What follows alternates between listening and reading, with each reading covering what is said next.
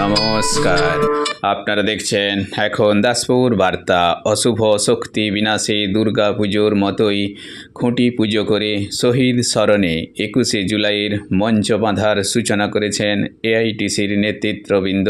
15ই জুলাই মঙ্গলবার কলকাতার ধর্মতলায়। এ দৃশ্যই এখন দাসপুর বার্তার পর্দায়। Like and follow with subscribe এখন দাসপুর বার্তা। এই দাসপুর বার্তায় যুক্ত হন, আলোর পথে এগিয়ে চলুন।